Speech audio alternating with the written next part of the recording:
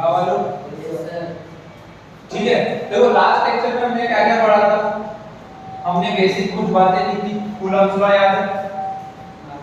Coulomb's law के according force, electrostatic force, कौन सा फोर्स? इलेक्ट्रोस्टैटिक फोर्स F लिख दो 1 by 4 pi epsilon naught q1 q2 by r बराबर है, ये पढ़ा था हमने। और इलेक्ट्रिक फील्ड इंटेंसिटी क्या था? F अपॉन q नॉट, यहाँ पे q naught unit positive test charge था, याद है? इसमें डाला था तो क्या आया था? 1 by 4 pi epsilon naught q1 by r square. कोई शक वाली बात? यहाँ तक सब क्लियर है? ये विज्ञान का पिछले लेक्चर का। और इस लेक्चर में जो हमें बहुत ज्यादा काम आएगा वो है गॉस लॉ। कौन सा law? Gauss law. Gauss law किसकी बात कर रहा था? इलेक्ट्रिक फ्लक्स की, इलेक्ट्रिक फ्लक्स की। लेकिन इंपॉर्टेंट बात ये है कि electric flux for closed surface area, for a closed surface area. इसलिए हम अभी गॉसियन सरफेस बनाएंगे, क्या होता है मैं बताऊंगा, पर वो गॉसियन सरफेस हमेशा क्लोज्ड सरफेस एरिया होगा, क्योंकि गॉस लॉ लगेगा ही तब जब आपका एरिया क्लोज हो। समझे? तो गॉस लॉ क्या था? Flux is equal to charge enclosed, charge upon epsilon naught, ये आपका गॉस लॉ है। ये कौन सा लॉ है? और एनक्लोज्ड लिखा है मतलब वही चार्ज दे रहा हूं जो सिस्टम के अंदर बंद है। साइन के साथ दे रहा है, मतलब माइनस रहेगा तो नेगेटिव। अगर ऐसा कोई बेसिक साधारण सा सवाल आ गया और q अलग-अलग q दिया है तो जो प्लस है उसको ऐड करना, जो नेगेटिव है उसको सब्ट्रैक्ट करना। और एक फ्लक्स का जो रेगुलर फॉर्मूला था क्या? EdS E bar dot ds बार का इंटीग्रेशन, याद है? या इसी में E ds cos थीटा भी लिखता हूं, क्योंकि डॉट प्रोडक्ट में a डॉट b क्या होता है? ab cos theta. a dot b क्या होता है? ab cos theta. चलो ठीक है, ये b क्या होगा? ये क्या हो गया? ये सब लिखने की कोई जरूरत नहीं। अब हम थोड़ा सा फाइनल 12th का इलेक्ट्रोस्टैटिक्स स्टार्ट करते हैं। बहुत टाइम से वेट कर रहे हो। पहला जो है आपका हेडिंग वो है electric field intensity. Electric field intensity due to uniformly charge spherical shell और hollow sphere. Electric field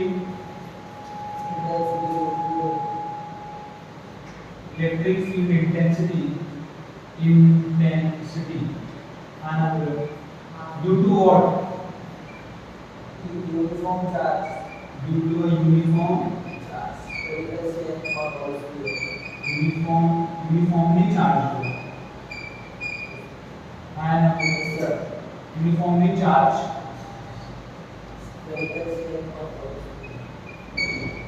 spherical shell और hollow। अब सुनो यहाँ देखो, हमें क्या बनाना है पहले? hollow sphere। यहाँ आपको एक बात नोटिस करनी पड़ेगी, हमें electric field intensity due to uniformly charge spherical shell और होलो स्फीयर निकालना है। इसको कंडक्टिंग शेल भी बोल सकते हैं, कंडक्टिंग स्फीयर भी बोल सकते हैं। कंडक्टिंग स्फीयर बोलता तो भी कोई गलत बात नहीं है, आपको यही लिखना पड़ता है जो आगे लिखते जा रहा है। अब मुझे इलेक्ट्रिक फील्ड इंटेंसिटी निकालनी है। इलेक्ट्रिक फील्ड इंटेंसिटी के लिए मैं ये फॉर्मूला यूज कर सकता हूं। मुझे फ्लक्स E और ds के बीच में रिश्ता आएगा। मुझे एरिया पता है स्फेरिकल शेल का, या बोलो स्फेरिकल शेल, मुझे एरिया पता है, इलेक्ट्रिक फील्ड निकालना है, मेरे को फ्लक्स पता नहीं है, लेकिन फ्लक्स का फॉर्मूला तो ये भी है। तो ये मुझे पता है कि अंदर कितना चार्ज मैंने रखा है और उस मीडियम का एप्सिलॉन नॉट क्या है वो भी मुझे पता है।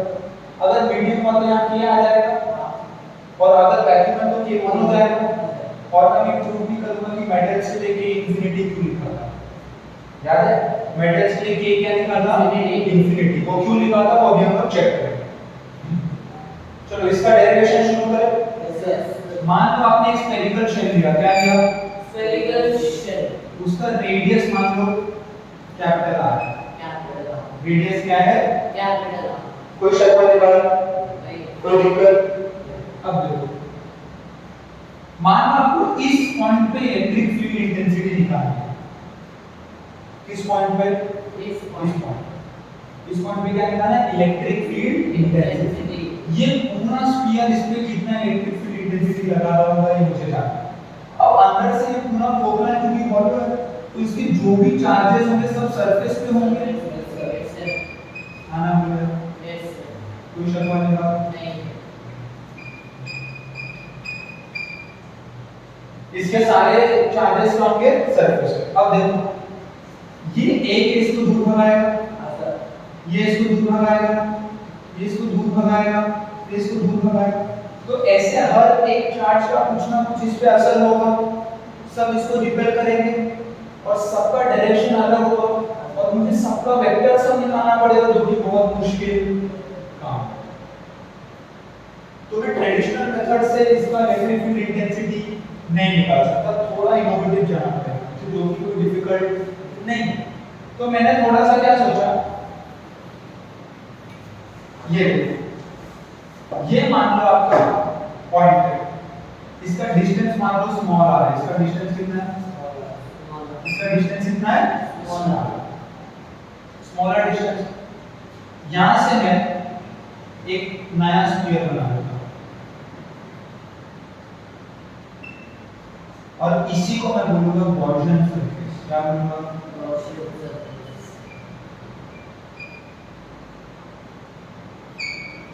क्या बोलूंगा? Gaussian surface.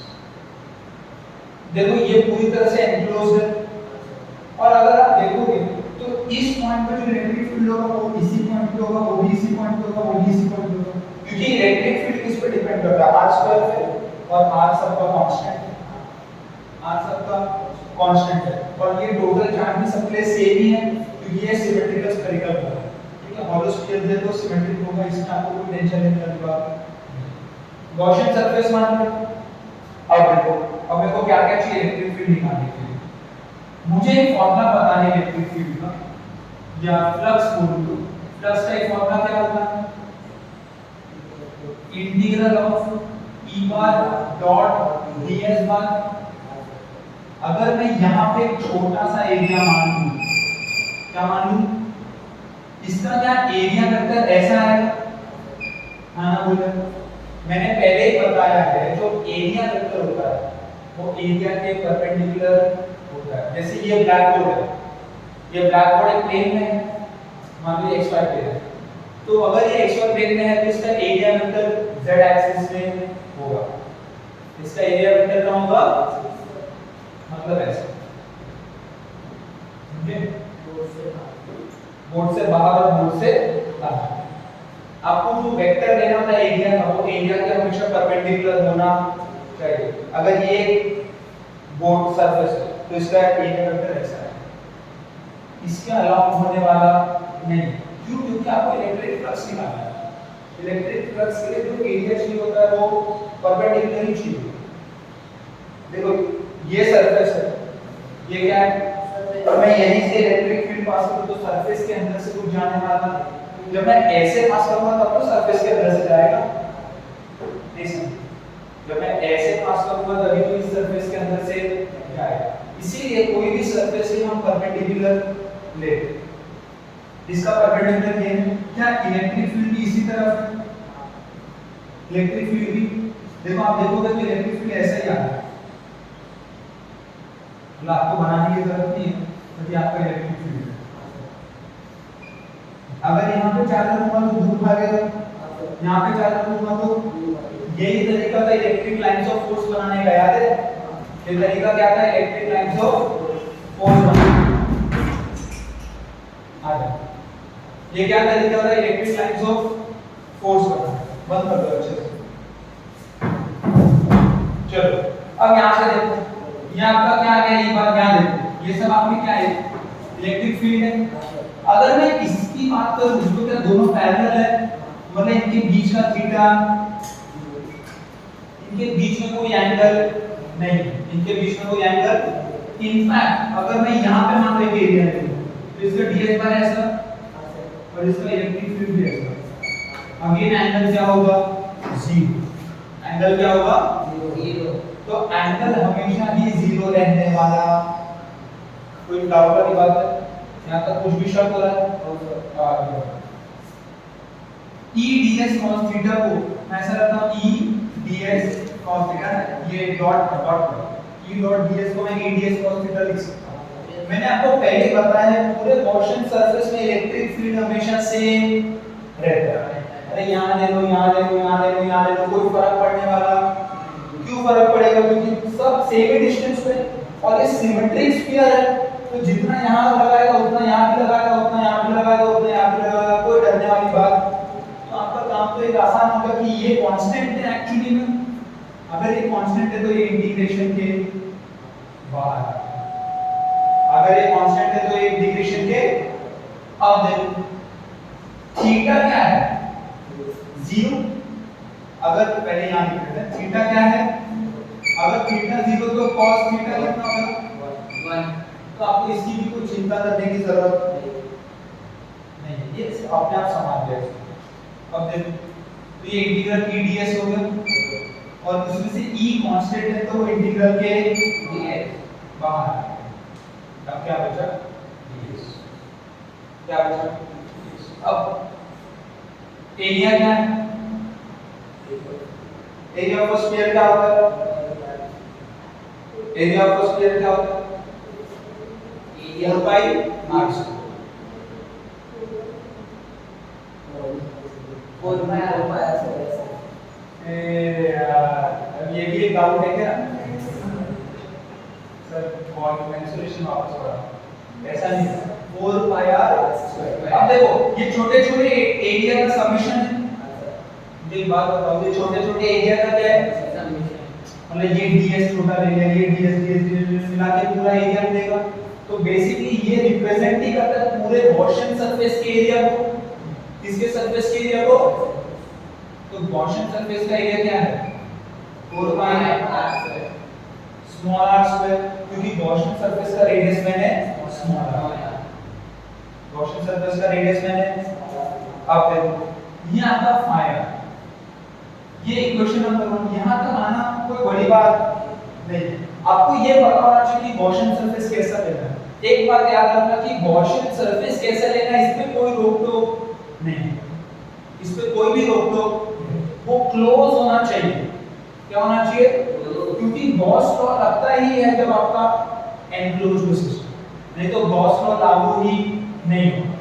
तो गॉसियन सरफेस जब आप बनाओगे तो क्लोज होना चाहिए, बट हमारे लिए फायदेमंद क्या है, जैसा चार्ज डिस्ट्रीब्यूशन है वैसा ही बना दो, तो आपके लिए फायदा।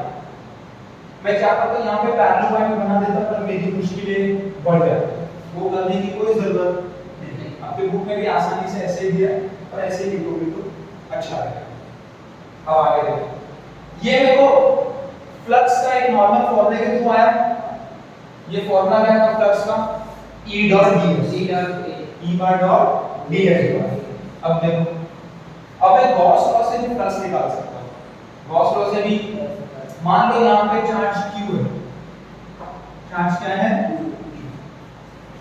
गॉस लॉ क्या कहता है, by Gauss law, by whose law आना बोला।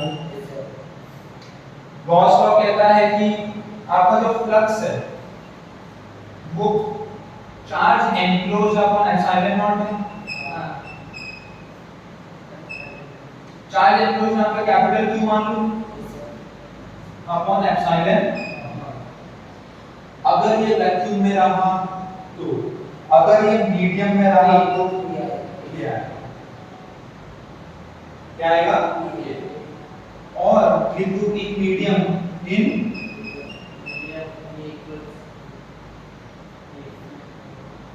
ये लिख दोगे तो बेटर रहेगा। आप पूरे केस स्टडी को कवर कर दो। अगर मैं K1 मान के चलूं तो अच्छी बात, जरूरी नहीं है कि आप हर बार वैक्यूम में हो, जरूरी नहीं है कि आप हर बार वैक्यूम में हो। चलो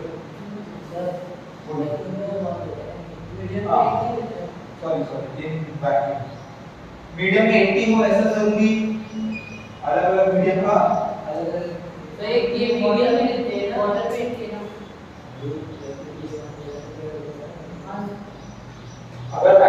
K1 है तो ये खत्म हो जाएगा ना अपने आप, समझे?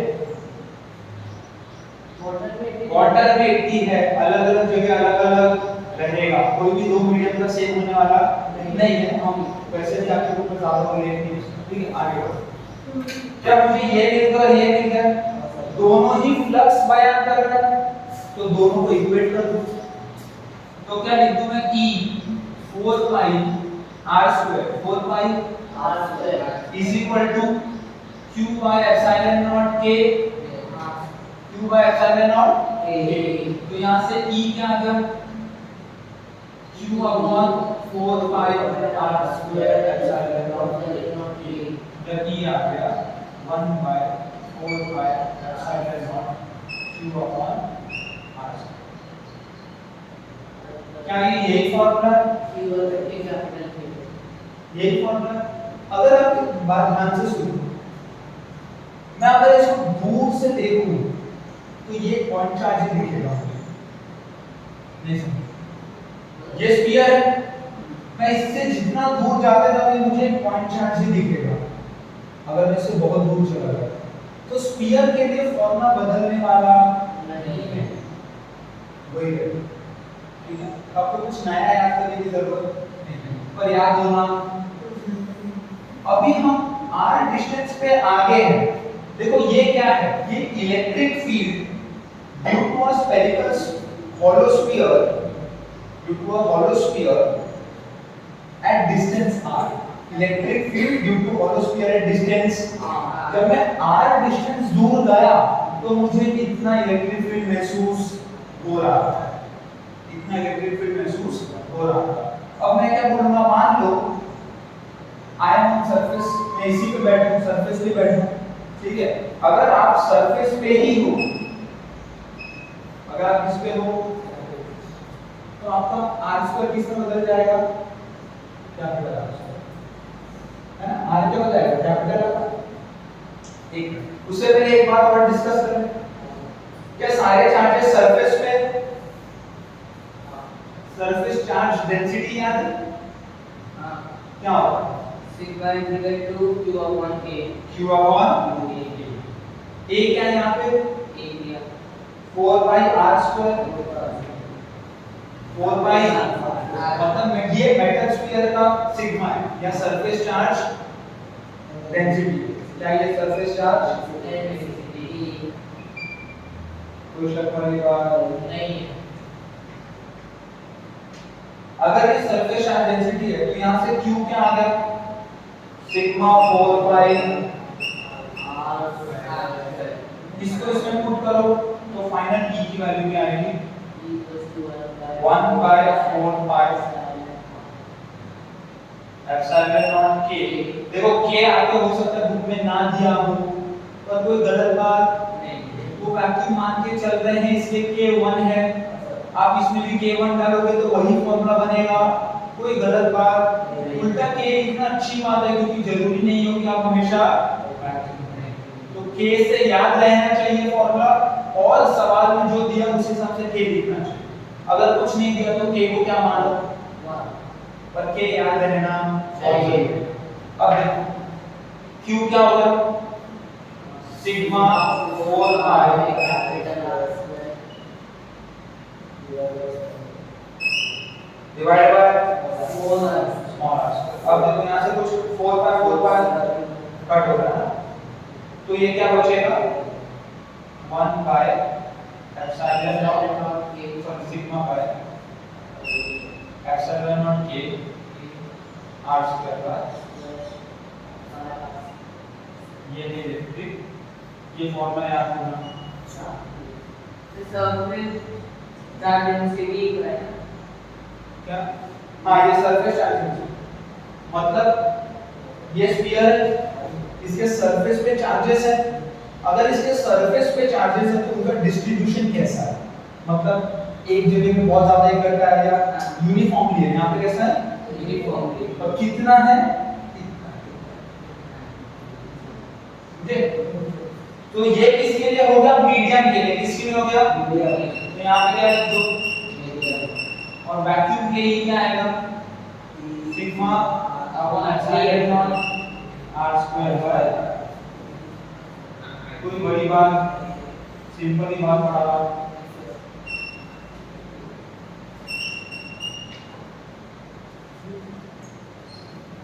इतना मिटा दो थोड़ा सा, पूरा मिटा दो सर। देखो E की एक वैल्यू आई, वैक्यूम की बात कर लो जरा, वैक्यूम नहीं रहेगा तो हर जगह K डाल देना, sigma upon epsilon not r square upon r square. E क्या आया?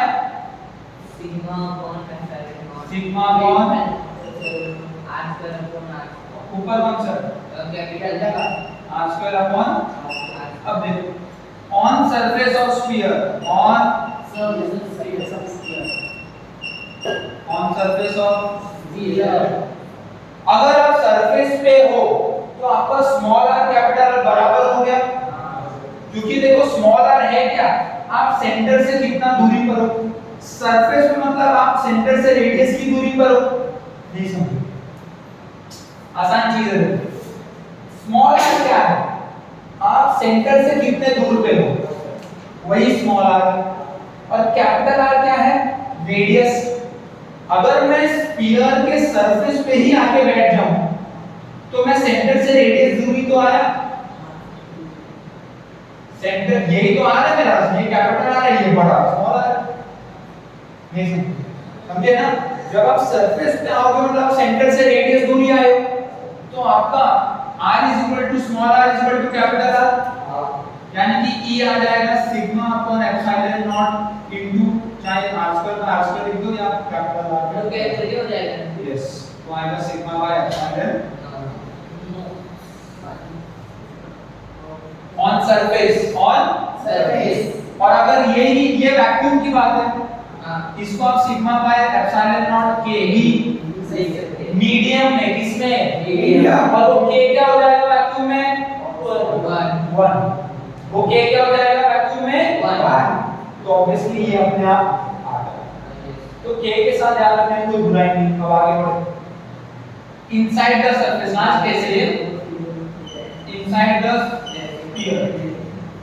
मुझे एक बात बताओ, क्या सरफेस के अंदर कोई चार्ज नहीं है, सरफेस के अंदर कोई चार्ज नहीं। अगर मैं सेंटर से इतना दूरी आया हूं, कितना दूरी, इसके अंदर मैं गॉस लॉ लगा ही नहीं सकता, क्योंकि q एनक्लोज्ड 0, q एनक्लोज्ड क्या है 0, मतलब ये y क्या हो गया 0, मतलब ये क्या हो गया 0, ये सब क्या हो गया 0, तो यहाँ पे क्या आता है 0, ये इक्वल टू 0।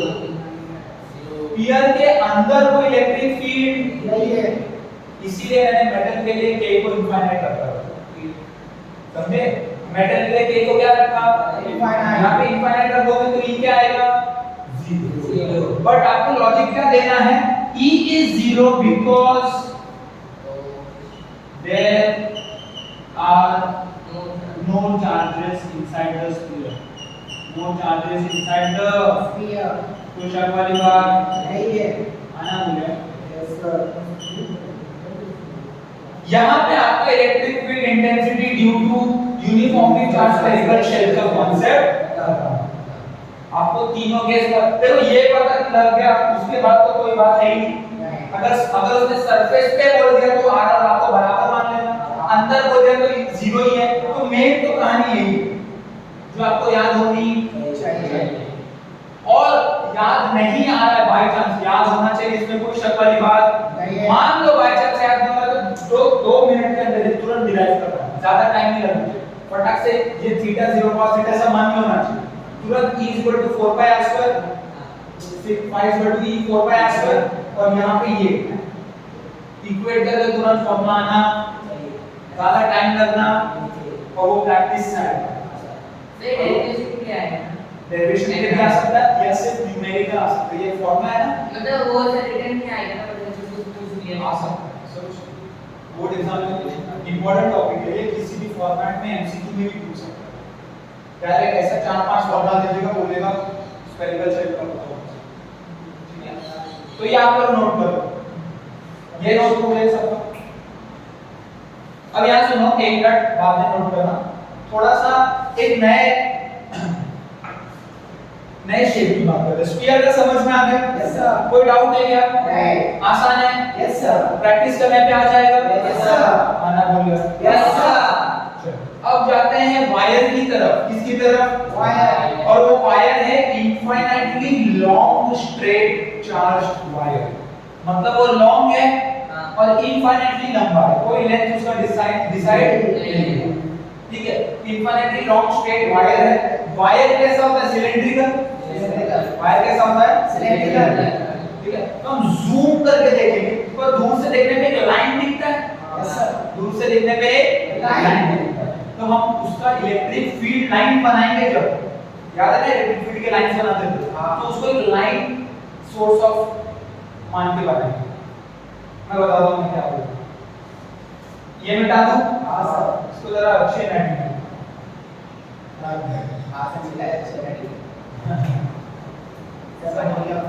हां पानी ना क्या कैसा? नहीं आपने ये यहाँ पे तो लिख ही लिया होगा। यहाँ पे दोनों मिटा है। ये लिख दिया है आपने?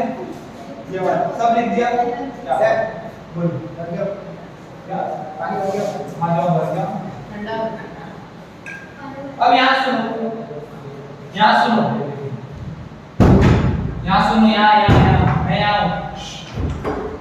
सवाल है find electric field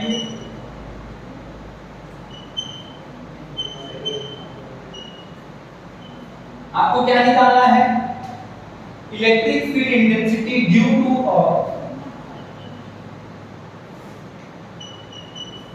infinitely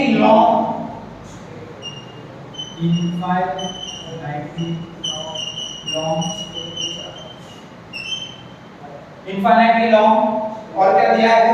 straight है, बिल्कुल भी मुड़ा हुआ, एकदम सीधा साधा आपके जैसे straight charge wire, straight charge. अब देखो इसका बहुत ज्यादा डिफिकल्ट नहीं है, थोड़ा आप मेरे को हेल्प करो। अब आपको बेसिक पता चल जाए फंडा, बस गॉसियन सर्किट अगर मैं बना दूंगा तो थोड़ा आपको हेल्प करना चलिए। अब देखो मान लो ये वायर है, ये क्या है? वायर इतना मोटा होने वाला नहीं परमाणु पर थोड़ा सा बड़ा, थोड़ा सा क्या बना दो। आपके बुक में भी ऐसा ही दिया है, आपके बुक में कैसा दिया है? ऐसा ही दिया है। क्वेश्चन वाली बात। अब देखो इसका मान रेडियस कितना है? ये वायर है तो यहाँ पे सारे चार्जेस आना बोले।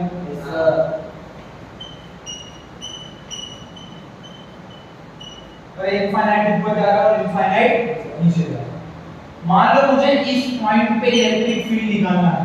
यहाँ देखो इस पॉइंट पे इस वायर का कितना इलेक्ट्रिक फील्ड लग रहा होगा ये मुझे निकालना है कि इस पॉइंट पे इस ये वायर कितना इलेक्ट्रिक फील्ड लगा रहा। तो सिंपल है, एक गॉसियन सरफेस मान लो। अब गॉसियन सरफेस मानने के कई तरीके, मैं इसी को रेप्लिकेट करने का ट्राई करता हूं। ऐसा मान लिया, ये डॉटेड होना चाहिए क्योंकि ये रियल सरफेस नहीं है, आपका माना हुआ सरफेस है, ठीक है।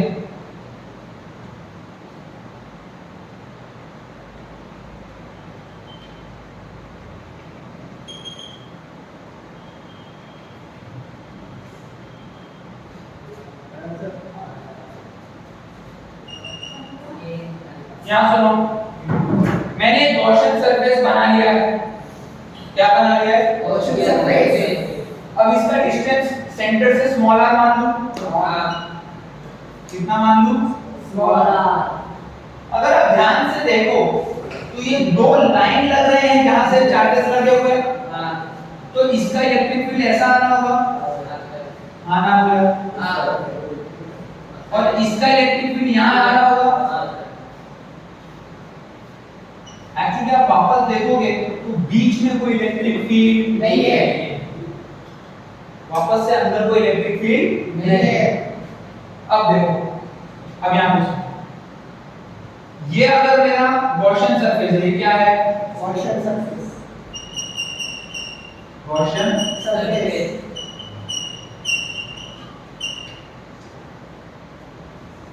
मैं 3 सरफेस लूंगा यहाँ पर, ये एक सरफेस भी 3 सरफेस से मिला हुआ है। अगर आप ऊपर से देखो तो एक ये सर्कल, ये वाला, एक ये सरफेस है जो बंद कर रहा है मुझे, एक नीचे वाला है, हाँ ना बोले, Yes sir. और एक कर्व सरफेस, समझे? तो 3 सरफेस मिल रहा है, एक ऊपर वाला, एक नीचे वाला, एक बीच वाला जो कर्व है।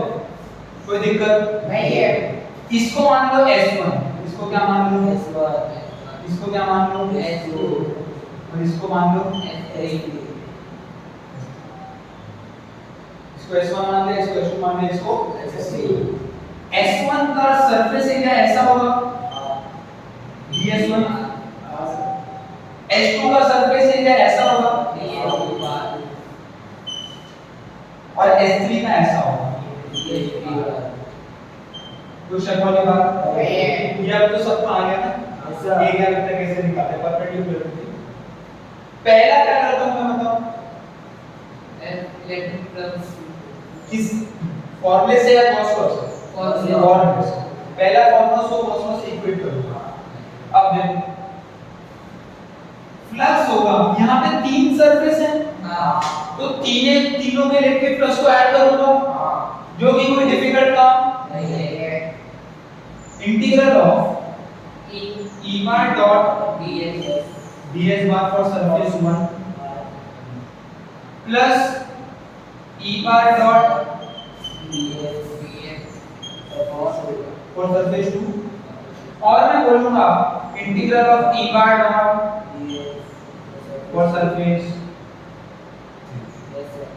मजे की बात ये है कि अगर आप देखो ध्यान से तो इलेक्ट्रिक फील्ड ऐसा है, मतलब यहाँ पे इलेक्ट्रिक फील्ड परपेंडिकुलर है और यहाँ पे इलेक्ट्रिक फील्ड Perpendicular. तो इनका डॉट प्रोडक्ट, इनका डॉट प्रोडक्ट 0, इनका डॉट प्रोडक्ट 0, डॉट प्रोडक्ट में cos थीटा आता है।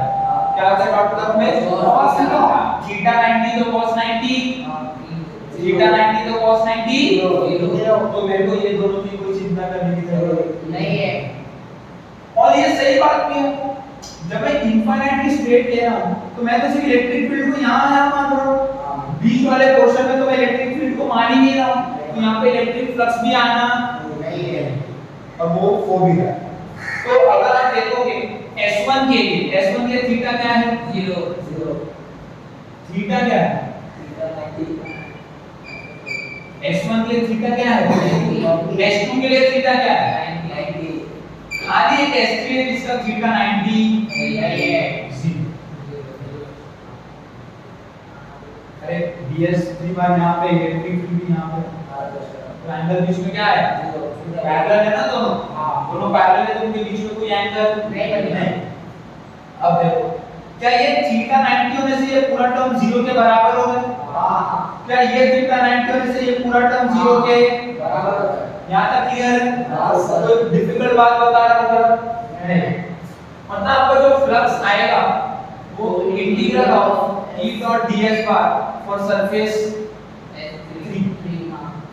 अब देखो ये सरफेस 3 का पूरा एरिया निकालना है मुझे, ds E तो कांस्टेंट होगा गॉसियन सरफेस पे, बाहर ले लूं तो integral of ds bar for surface. अब मुझे एक बात बताओ, यहां सुनो, मुझे एक छोटी सी बात बताओ, एक ds यहाँ होगा, यहाँ होगा, यहाँ सब जगह होगा, उसको इंटीग्रेट करके मुझे इसका एरिया ही तो आएगा। उसका क्या आएगा? एरिया। तो एरिया कैसे निकालूं? सरफेस क्या होता है? सर्कल का एरिया इनटू लेंथ, सरफेस का एरिया इनटू नहीं, वो वॉल्यूम होता है। एरिया इनटू लेंथ वॉल्यूम होता है। नहीं, मैं क्या बोल रहा हूँ, सर्कल का पेरीमीटर इनटू लेंथ एरिया ले लो। देखो एरिया लेंथ स्क्वायर होता है, उसका यूनिट मीटर स्क्वायर होता है, perimeter of a circle is in centimetre या मीटर, 2 पाई r 2 कांस्टेंट पाई कांस्टेंट सिर्फ r है ना मीटर में, मीटर में क्या है, उसको एक और लेंथ मीटर से मल्टीप्लाई किया तो ये एरिया बनेगा। यहां सुनो, अगर मैं एरिया ऑफ सर्कल ले लेता तो पाई r स्क्वायर हो जाता, मतलब ये मीटर स्क्वायर हो जाता, मतलब ये ऑलरेडी एरिया आ चुका है। उसमें अगर मैं लेंथ मल्टीप्लाई करता तो वॉल्यूम हो जाता, तो क्या हो जाता, मुझे वॉल्यूम चाहिए क्या, मुझे एरिया चाहिए, तो मैं एरिया मान लो इसका लेंथ को क्या मान लो n, इसको लेंथ को क्या मान लो n, तो क्या मैं इसको लिख दूं कि phi is equal to e 2 by e ऐसा लिख दूं 2 pi r into r l 2 pi r into मैं ऐसा इसलिए लिख रहा हूं, देखो ये आपको समझा 2 pi r क्या है, वेरिएशन ऑफ दिस l क्या है, तो आपको एरिया मिलेगा, क्या मिल गया एरिया, ये आपका पाया। ये इक्वेशन नंबर, कोई बुराई वाली बात नहीं। तो देखो कुछ डिफिकल्ट नहीं है इसमें, आपको बस ये पकड़ना था कि यहाँ पे सरफेस 3 है, यहाँ पे कितने सरफेस है, एक ये सरफेस है, एक ये सरफेस है और एक, ऑब्वियसली बात है इसके अंदर से कोई इलेक्ट्रिक फील्ड जाने वाला नहीं है, तो उनका प्लस ऑटोमेटिकली जीरो हो गया, तो आपको कोई टेंशन लेने वाली बात नहीं है, आपको टेंशन सिर्फ इसका लेना है। इसमें आसान बात ये है कि थीटा 0 है तो cos का टर्म चला गया क्योंकि cos 0 1 होता है, आपको सिर्फ eds बचा, क्या बचा e, तो आपको निकालना है, वो कांस्टेंट है बाहर ले लो, a क्या आपको पता है 2 pi r इक्वल, तो आपका अब मैं क्या करता हूं, cos को यूज करता हूं, क्या यूज करते हैं cos,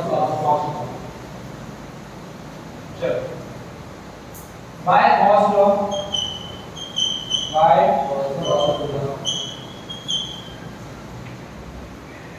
cos लो कहता है कि flux is q enclosed upon epsilon not या k, एप्सिलॉन नॉट या epsilon not a, q enclosed अब मुझे पता तो यहीं पे रिप्लेस कर देता।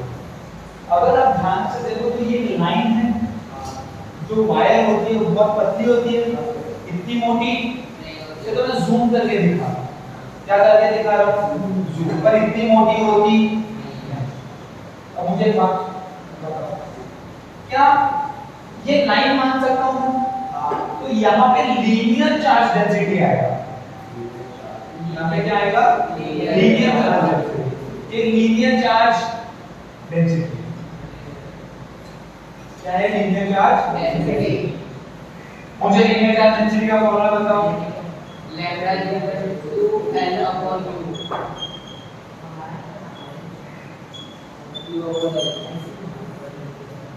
लीनियर चार्ज डेंसिटी लैम्डा क्या आता है, q upon u, q upon u,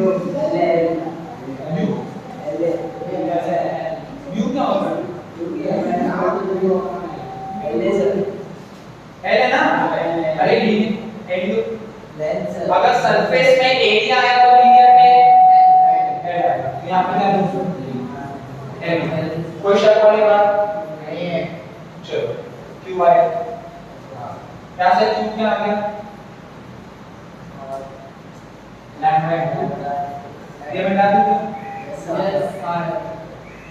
देखो यही काम वापस रिपीटेड है, कोई बड़ी बात नहीं है, कोई बड़ी बात नहीं है। अब देखो क्यों आया लैम्डा इनटू L, मेरे को एक फाई आ चुका है, एक फाई है Q अपॉन लैम्डा नॉट के, तो गॉस लॉ का ही अगर फाई अगर मैं आगे बढ़ रहा हूं तो Q को लैम्डा L लिख दूं अपॉन एप्सिलॉन नॉट, ये गॉस लॉ के फ्लक्स को मैं आगे बढ़ा रहा हूं, Q को मैंने लैम्डा L से रिप्लेस किया। अब इसको इक्वेशन 1 से इक्वेट करूं, equation 1 is equal to equation 2, equation 2 क्या है, 1 क्या है, e into 2 pi r into l is equal to lambda l upon epsilon एक बहुत अच्छी बात हुई हमारे एल कैंसिल हो गया क्योंकि इनफाइनाइट लॉन्ग है। अब क्या लेते हो उससे कोई फर्क पड़ना नहीं। मैं चाहे छोटा है लूं चाहे बड़ा गॉसियन सरफेस लूं उससे कोई फर्क पड़ना नहीं। क्योंकि है ये कितना बड़ा इनफाइनाइट, इसीलिए एल आपको आप कैंसिल कर दो। क्या यहाँ से एल से काट दूं? हाँ सर। तो ई क्या आएगा? Lambda upon 2 pi R epsilon naught A. इसको रीअरेंज किया तो lambda by 2 pi epsilon not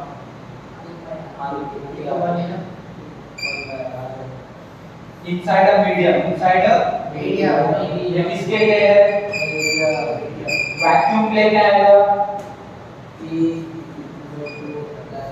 K1 कर दो खाली, K क्या कर दो?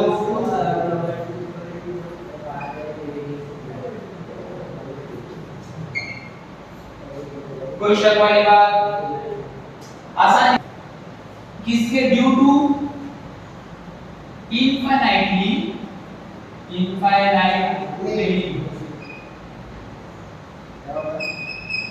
Due to infinitely charge plane sheet charge. अब यहाँ पे एक फील और दे रहा हूं आपको, ध्यान से सुनना। फील ये है यहाँ पे इनफाइनाइटली लॉन्ग था, इनफाइनाइटली इसीलिए इलेक्ट्रिक फील्ड लेंथ पे डिपेंड नहीं है। यहाँ पे इनफाइनाइटली प्लेन शीट है मतलब एरिया इनफाइनाइट है। एरिया क्या है? मतलब इलेक्ट्रिक फील्ड एरिया पे डिपेंड नहीं करेगा, एरिया पे डिपेंड नहीं करेगा। लेकिन यहाँ पे आर का फर्क पड़ता है। स्मॉल आर क्या था? अब वायर के सेंटर से कितना दूर आए हो उससे फर्क पड़ेगा, क्योंकि जितना वायर से दूर जाओगे उतना इंटेंसिटी पे फर्क पड़ेगा। लेकिन अगर मैंने पूरा प्लेन चादर बिछा दी पूरा इनफाइनाइट तब कोई फर्क नहीं पड़ता। मतलब आपका आर भी नहीं आना चाहिए, आपका ए भी नहीं आना चाहिए। देखते हैं आता है कि नहीं। आ रहा है तो आपने कुछ तो मिस्टेक चलो एक प्लेन शीट बना देता हूं इनफाइनाइट। ठीक है ऐसा रखा है, यहाँ पे सब चार्जेस हैं आना बोल रहा है आना नहीं बोल रहा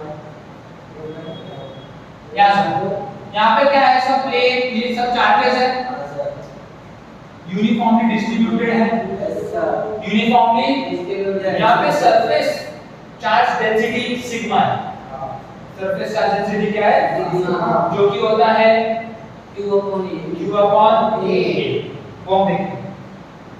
अब यहाँ पर मुझे गॉसियन सरफेस शीट, मान लो ये इनफाइनाइट शीट पे इस पॉइंट पे मैं आके खड़ा हूँ, इस पॉइंट पे मैं आके इस पॉइंट पे मैं खड़ा हूँ और मुझे क्या जानना है कि ये जो इनफाइनाइट प्लेन शीट है मेरे पे कितना इलेक्ट्रिक फील्ड इंटेंसिटी डालने वाला है, ये मुझे जानना है। तो कोई बड़ी बात नहीं है। तो सिंपल सी एक बात बताता हूँ। कैसी एक बात बताता हूँ? सिंपल सी बात ये है कि यहाँ पे गॉसियन सरफेस मान लो, क्या मान लो? गॉसियन सरफेस क्या मान लो? थोड़ा नीचे बना, ये थोड़ा बड़ा बना क्या? बड़ा डायग्राम रहेगा तो अच्छे से समझ में आएगा। समझे? तो हर जगह क्या है? चार्जेस है, हर जगह क्या है? कोई डरने वाली बात नहीं है। अब तक आसान चल रहा है। देखो फंडामेंटल पता चल गया, बेसिक फंडा क्लियर हो गया तो आप किसी भी शेप का निकाल सकते हो। बस फंडामेंटल आपके स्ट्रांग होने चाहिए। तो मान लो यहाँ पे गॉसियन सरफेस, यहाँ पे क्या है? ठीक है, दिख रहा है आपको वो गॉसियन सरफेस? दिखा कि नहीं? गॉसियन सरफेस दिख गया आपको? कोई दिक्कत तो नहीं है? इसके अंदर कोई चार्ज आगे गॉसियन सरफेस। अब देखो, अब यहाँ देखो इसके भी तीन सरफेसेस हैं। एक सरफेस ये है, एक सरफेस ये है और एक ये कर्व्ड वाला है, बराबर बोल रहा हूँ। Yes, sir. ये सरफेस S1 मान लो, ये सरफेस S2. ये कर्व वाला। S3. जानने वाली बात ये है कि एरिया वेक्टर ऑफ S1 इस डायरेक्शन में होगा ds1 ds1, यहां सुन, एरिया वेक्टर ऑफ S2 इस डायरेक्शन में होगा ds2 area vector of this surface यहां होगा और area vector of this surface यहां होगा, area vector of this surface यहां होगा। क्लियर है? अगर आप इलेक्ट्रिक फील्ड को देखो तो ऐसे इलेक्ट्रिक फील्ड दोनों तरफ जा रहे होंगे, क्योंकि प्लेन शीट है तो यहां भी आएगा, यहां भी आएगा, यहां भी आएगा, कोई शक वाली बात। अगर यहां पे ध्यान से सुनो, मैं इस इलेक्ट्रिक फील्ड को मानूं तो वो इसके पैरेलल आएगा और इसके भी पैरेलल आएगा। क्या इसके परपेंडिकुलर हो गया? Yes, sir. इसके क्या हो गया? Perpendicular. मतलब S1 के लिए थीटा 0, 0, S2 के लिए थीटा 0, लेकिन S3 के लिए थीटा 90, S3 के लिए थीटा 90, तो इस कर्व सरफेस की मुझे चिंता करने की कोई आवश्यकता नहीं है। अब देखो जो टोटल फ्लक्स है क्या है, ये फ्लक्स को मैं किसके बराबर मान लूं? तीन सरफेसेस है तो तीन बार फ्लक्स को ऐड करना पड़ेगा, E bar dot ds bar और surface plus E bar dot और surface plus E bar dot surface. आना बोले Yes, sir. कोई दिक्कत वाली बात नहीं है। मुझे पता है कि ये वैल्यू क्या है, क्योंकि थीटा यहाँ पे क्या मिला था 90 डिग्री, थीटा क्या मिला था 90 डिग्री। एग्जाम में ऐसा काट के नहीं आया, थीटा 90 है therefore cos theta is 0 therefore this value is 0, लिख लोगे इतना, ये लिखने की कोई जरूरत नहीं है। आगे बढ़ो। यहाँ पे थीटा क्या है 0, और यहाँ पे थीटा क्या है, तो इनका cos 1 हो गया, इनका cos क्या हो गया 1, वो मैं लिख दे रहा हूँ, लेकिन आपको समझ में आ रही है बात, आपको लिखना पड़ेगा। अब देखो मतलब टोटल फ्लक्स क्या आया मुझे, integral of E bar dot ds bar for surface 1 plus E bar dot. मुझे एक बात बताओ, यहाँ सुनो, क्या इस सरफेस का एरिया और इस सरफेस का एरिया सेम ही होगा? क्योंकि मैंने जो गॉसियन सरफेस लिया वो यूनिफॉर्म सिलेंडर है, वो क्या है यूनिफॉर्म सिलेंडर। यहाँ भी वही एरिया होगा, यहाँ भी वही एरिया होगा, यहाँ भी वही होगा, यहाँ पे भी वही एरिया होगा। कोई नई बात नहीं है। तो यहाँ सुनो, यहाँ पे मैं क्या लिखूंगा,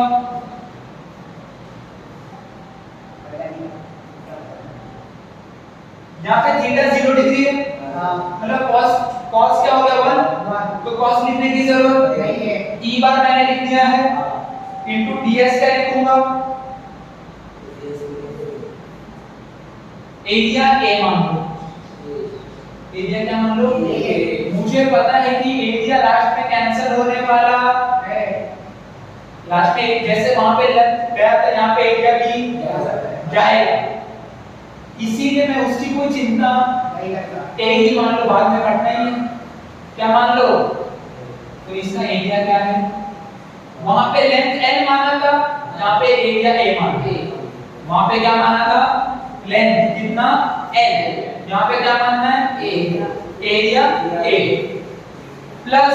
मुझे एक बात बताओ, अगर इसका एरिया a तो इसका भी एरिया a, तो इसका भी वैल्यू क्या आएगा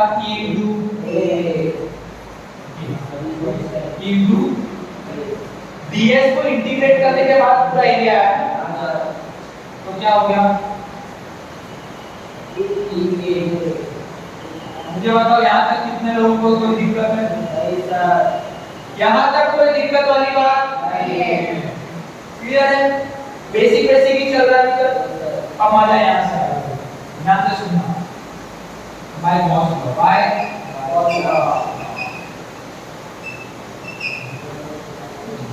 गॉस लॉ ने कहा था phi is q enclosed upon if put within the medium क्या क्या आएगा, नहीं तो वैक्यूम में k1 हो जाएगा।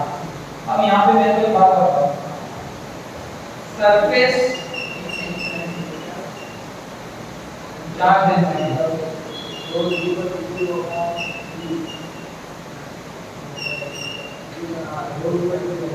सरफेस चार्ज डेंसिटी क्या मालूम?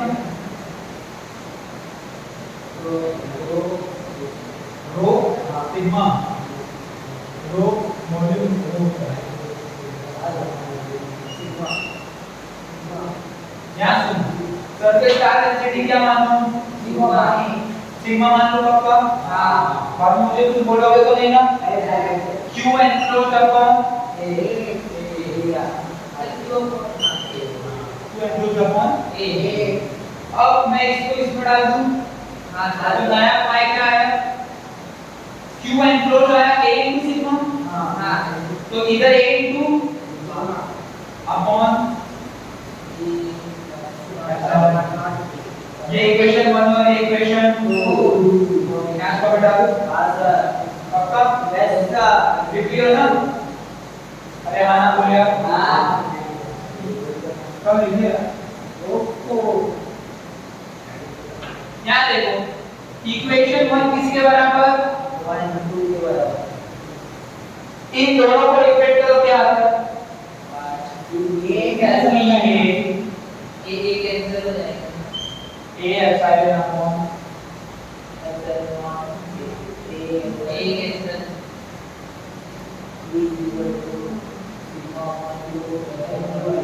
ये मीडियम के लिए है। मीडियम के लिए किसके लिए? मीडियम। वैक्यूम के लिए क्या है? K क्या रहता है वैक्यूम में? 1 हो जाता है। K क्या रहता है? 1। क्वेश्चन वाली बात। अगर आप ध्यान से अगर देखो तो वायर का ये कांस्टेंट, शीट का charge density constant, two constant, epsilon naught constant, मतलब E कभी चेंज होने वाला नहीं। मुझे पता था कि जब मैं वायर लूंगा तो एटलीस्ट E R पे तो डिपेंड करेगा। वायर लूंगा तो एटलीस्ट R पे तो डिपेंड करेगा, क्योंकि मैंने ये वायर मान लिया। अब मैं इससे दूर जा रहा हूं तो इलेक्ट्रिक फील्ड कम होगा। लेकिन जब मैंने 2 डायमेंशन में चला गया, पूरा एरिया ही ले लिया, तो मैं जितने भी दूर जाऊं कोई फर्क पड़ने वाला नहीं है। कोई फर्क पड़ने वाला नहीं है। तो हमारा जो E है वो हमेशा क्या होगा?